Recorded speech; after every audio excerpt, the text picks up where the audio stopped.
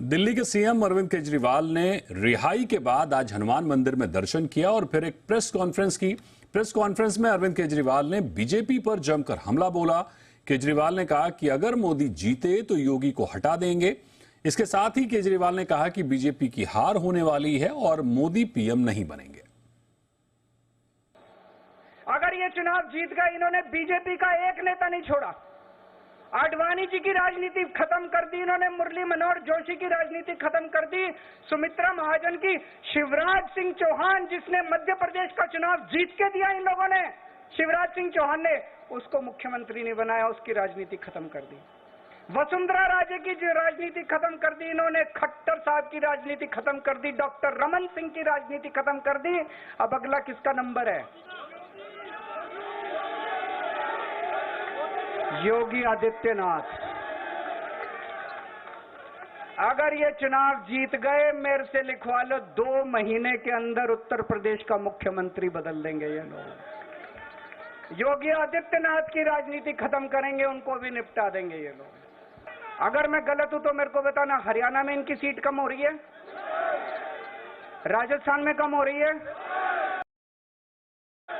कर्नाटक में कम हो रही है, दिल्ली में कम हो रही है, बिहार में कम हो रही है, महाराष्ट्र में कम हो रही है, कर्नाटक में कम हो रही है, बंगाल में कम हो रही है, झारखंड में कम हो रही है। बढ़ कहां रही है? यूपी में कम हो रही है। बढ़ कहां रही है? बढ़ एक भी जगह इनकी सीटें नहीं बढ़ रही हैं।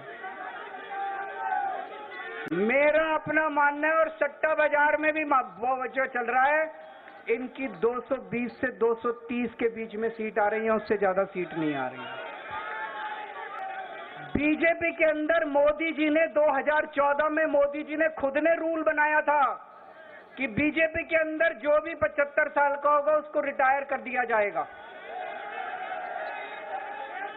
सबसे पहले आडवाणी जी को रिटायर किया गया, उसके बाद मुरली मनोहर जोशी जी को रिटायर किया गया, फिर सुमित्रा महाजन को रिटायर किया गया, फिर यशवंत सिन्हा को रिटायर किया गया। अब मोदी जी अगले साल 17 सितंबर को रिटायर होने वाले हैं। तो मैं बीजेपी से पूछना चाहता हूं, आपका प्रधानमंत्री का दावेदार कौन है? दिल्ली के मुख्यमंत्री अरविंद केजरीवाल ने आज एक बड़ा दावा किया। उन्होंने कहा कि पीएम मोदी जल्द 75 साल के होने वाले हैं, ऐसे में वो अमित शाह को प्रधानमंत्री बना देंगे। वहीं केजरीवाल के दावे पर गृहमंत्री अमित शाह ने पलटवार किया है। मैं अरविंद केजरीवाल एंड कंपनी और पूरे इंडिया अलायंस को कहना चाहता हूं, मोदी जी 75 साल के हो जाए, इससे आपको आनंदित होने की जरूरत नहीं है।